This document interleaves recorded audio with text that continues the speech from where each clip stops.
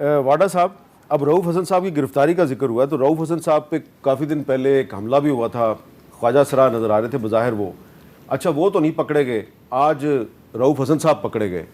इससे नहीं आपको लगता कि लोग जो हैं उनको ये कहने का मौका मिलेगा कि ये रऊफ़ हसन पर हमला भी लगता है उन्होंने ही करवाया जिन्होंने आज उसको पकड़ा है?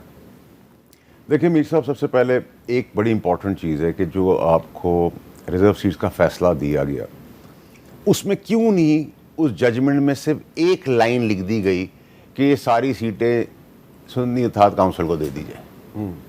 अगर ये कह देते, ये सब झगड़ा पकड़ता नहीं।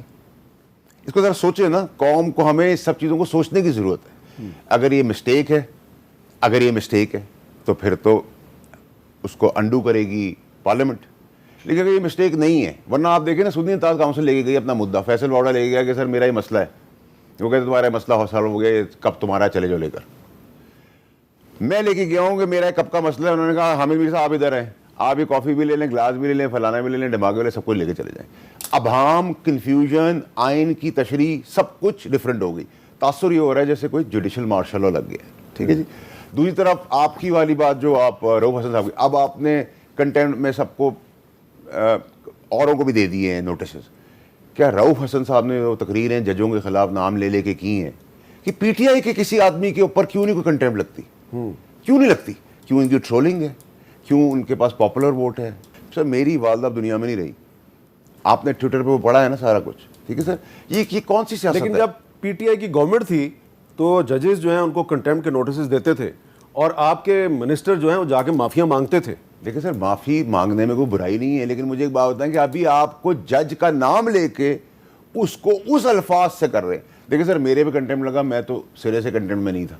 ठीक है जी, हम फिर भी लेकिन मैं आपको मिसाल दे रहा हूँ, मैं आपको मिसाल दे रहा हूँ। तहरीक इंसाफ हुकूमत में थी तो सिटिंग मिनिस्टर्स को कंटेम्प्ट ऑफ कोर्ट में इस्लामाबाद हाई कोर्ट बुलाया जाता था और वो उनसे माफी मांगते थे। मेरे मीर साहब सर, मैं आपको अपनी मिसाल दे देता हूँ ना, मैंने तो नामा कंटेम्प्ट के जुमरे में था, मुझे कंटेम्प्ट बुला लिया, चला गया ना, मैं चला गया ना। एक आदमी नाम लेके कहता है फैसल वाडा तुम ये हो, तुम ये हो, तुम ये, सिटिंग जजेस हैं वो सुप्रीम कोर्ट के भी हैं और वो हाई कोर्ट के भी चीफ जस्टिस हैं, उन पे कोई कंटेम्प्ट नहीं है। वो आग लगा दें, उन पे कोई कंटेम्प्ट नहीं है। वो कोई तनसीबात उड़ा दें, उस पर कोई क्वेश्चनिंग नहीं है। आप गोली अभी इदारे के ऊपर स्लोगन बजाएं, जैन उसमें पीछे खड़ा है लेकिन जैन ने कोई बात नहीं की, जैन कुरैशी साहब ने, लेकिन इनके सामने फौज के लिए नारे लगे हैं। क्या अदालत का काम नहीं था कि अपना आईनी इदारे को बचाती है? एक मिनट मीर साहब, अब आप मुझे बताएं एक आखिरी और इंपॉर्टेंट चीज कि सर आपने सीधा क्यों नहीं रखा मुद्दे को? सुन्नी इत्तेहाद काउंसिल कहते हैं सीटें आपकी हैं, आप ये सारी सीटें ले जाए। अच्छा जैन साहब, आप इसका कोई जवाब दें? और मीर साहब, जो अभी मरियम बीबी ने बात की है कि आपके जमीर बिके हुए हैं, तो क्या पंजाब पे भी कंटेम्प्ट लगेगा? हाँ जी, पंजाब इसी पे आ रहा था मीर साहब जी। अर्ज ये है सर कि फैसल साहब दुरुस्त फरमा रहे हैं, लेकिन फैसल साहब ये भी तो बताएं कि जब सिटिंग चीफ मिनिस्टर पंजाब की ये तोहमत लगाएं ऑनरेबल जजेस के ऊपर कि उनके ज़मीर बिक गए हैं, जब इतलात और नशरियात की वज़ीर उनकी जो है अहलिया के ऊपर ऑनरेबल जजेस की उनके कैरेक्टर को क्वेश्चन करें और उनकी मतलब इस किस्म की घटिया बातें करें जो जेब भी नहीं देती हमें टीवी पे करने पे, तो क्या उन पे कंटेम्प्ट नहीं लगनी चाहिए? क्या कंटेम्प्ट सिर्फ पाकिस्तान तहरीक इंसाफ के हिस्से में ही आई है और किसी पर नहीं लगनी चाहिए? वो डॉन लीक्स करें, वो गुंजरावाला जलसे में खड़ो के मियां नवाज शरीफ तकरीरें करे, मरियम जो है और वो जो है सीरियल मीडिया को जो है घर बुला बुला के इंटरव्यूज दें, उनके ऊपर कंटेम्प्ट नहीं लगनी चाहिए। कंटेम्प्ट का कोटा जो है सिर्फ पाकिस्तान तहरीक इंसाफ के लिए पड़ा है।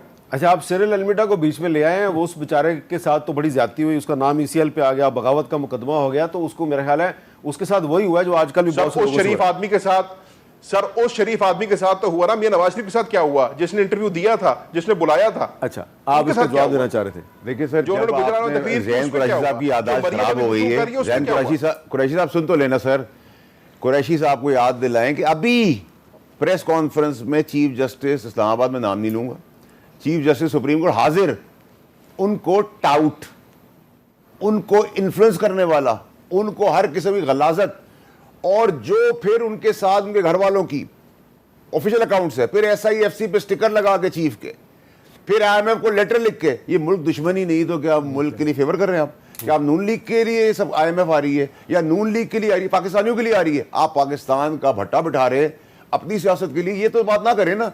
अच्छा कंटेम्प्ट तो छोड़ें, पुलिस भी हाथ नहीं लगा सकती उनको कोई दुनिया का आदमी हाथ नहीं लगा, क्योंकि उनको पता है एक आईनी इदारा या तासुर ऐसा हो रहा है, ये एक आईनी इदारा जब से ऑर्डर आया है वो अपने कंट्रोल में नहीं पीटीआई। अब आप मुझे बताएं, असद कैसर साहब ने बयान दिया है हम जंग करेंगे, किससे जंग करेंगे? अपनी पुलिस से, अपनी फौज से, अपनी पॉलिटिकल पार्टी का ऑपोजिट जो है ऑपोजिशन में, मेरी इनसे खिलाफ है, मैं इनका फैन नहीं हूं, लेकिन मेरी जाती दुश्मनी नहीं है, मैं इनसे क्या बोल के जंग लड़ूंगा? भाई जंग लड़ने का शौक है, आपका इनके साथ जो इख्तिलाफ है वो मुझे पता है, उससे मैं सवाल भी करूंगा, लेकिन असद कैसर का जिक्र किया है वाडा साहब ने, जरा सुने असद कैसर साहब ने क्या कहा है। ये जो बलू का वाकया हुआ है ये मुझे बताएं, और आपको भी पता है कि ये एक नया ड्रामा शुरू कर रहे हैं। इसको बेसिकली बुनियाद बना के पीटीआई को बेक करने के लिए एक बुनियाद बनाएंगे इसको, और आर्टिकल 6 का क्या कभी कहता है, आर्टिकल 6 लगाते हैं ये ताकि प्रेशर बिल्ड हो। दानियाल साहब, बन्नू के वाकये की बुनियाद पर अगर तहरीक इंसाफ पे आर्टिकल 6 लगा के उसको बैन करने की कोशिश की जाए तो बन्नू में सिर्फ तहरीक इंसाफ तो नहीं थी, वहाँ पे जो JUI भी थी, PTM भी थी, और भी पार्टियाँ थी। मीर साहब, मैं सिर्फ एक जैन कुरैशी साहब का पहले एक बात का जवाब दूँ। इन्होंने बोला कि IMF के पास जब गए थे तो तब इन्होंने पाकिस्तान के अवाम के लिए क्यों नहीं सोचा। पाकिस्तान को 4 साल ये ज़रबे लगाते रहे, ज़ख्मी करते रहे, लहू लहान पाकिस्तान ये छोड़ के गए, हाथ पांव पाकिस्तान का बांध कर इन्होंने पाकिस्तान को फेंका, और साथ लेटर लिखा था कि पाकिस्तान के साथ नेगोशिएट ना करना। ये इस हुकूमत ने, हमारी एजेंसीज ने, सब ने मिलकर पाकिस्तान का केस लड़ा और पाकिस्तान को वो टैक्सेस लगने से बचाया जो IMF और दुनिया पाकिस्तान के दुश्मन मुबालिक चाहते थे कि पाकिस्तान के ऊपर लगें। यहाँ रोज खबरें निकलती थी पाकिस्तान कल बैंकरप्ट हो रहा है, 15 दिन बाद हो रहा है, 16 दिन बाद हो रहा है, और ये दुआएं करते थे। ये आज बात कर रहे हैं पाकिस्तान की आवाम की, और दूसरा ये बात करते हैं कि बैन, हम इनकी जमात को बैन करने की बात नहीं कर रहे। हम दानिमेज़ैन मेरा भाई है एंड ही नोज दैट, हम उस सोच के खिलाफ बात कर रहे हैं जो शोधाओं के मुजस्मे जलाता है और कहता है मैं ठीक कर रहा हूं। हम उस सोच को बैन करने की बात कर रहे हैं जो पाकिस्तान को आग लगाने की बात कर। यही तो मजम्मत कर रहे हैं मीर साहब, यही तो इनका तरीका वारदात है। ये मेरा भाई है, I am not talking about him. इनके जमाती लोग क्या करते हैं कि एक बंदा एक चीज कराता है, दूसरा उसका मजम्मत करता है। मुझे बताएं, आज भी आपको शवाहिद चाहिए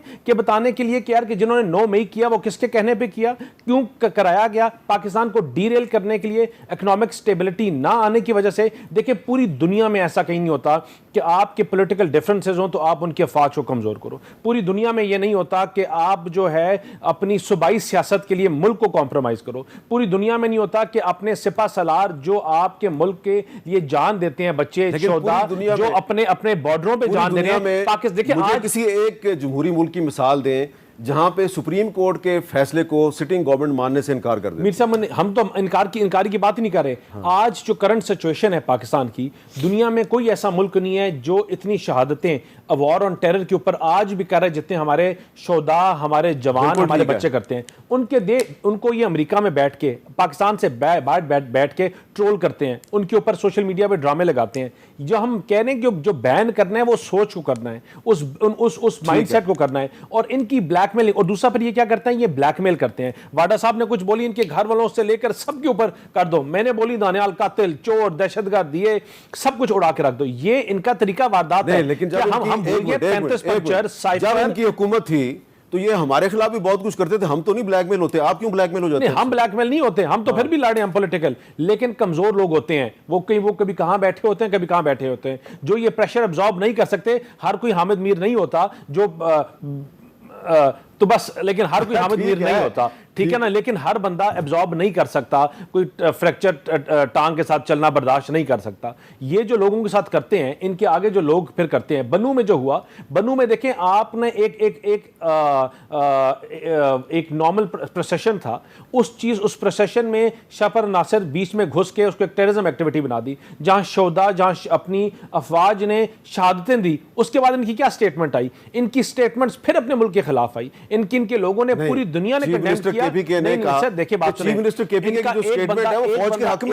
एक बंदा इनकी हाँ में स्टेटमेंट देता है, 6 फिर उसको ट्रोल करते हैं, उसके खिलाफ। अच्छा, ये आपने एक अहम बात किया है। एक बंदा ये पूरा नेक्सस बना के पेश करते हैं। ये कह रहे हैं कि आप एक आदमी स्टेटमेंट देता है कि जी 9 मई के वाकयात जो हैं वो गलत हैं, हम उसकी मजम्मत करते हैं, जो बन्नू में वाकयात हुए हम उसकी मजम्मत करते हैं, लेकिन बाकी 6 आदमी जो हैं वो दूसरी स्टेटमेंट देते हैं और ये कह रहे हैं कि ये आपकी सोची समझी एक स्कीम है।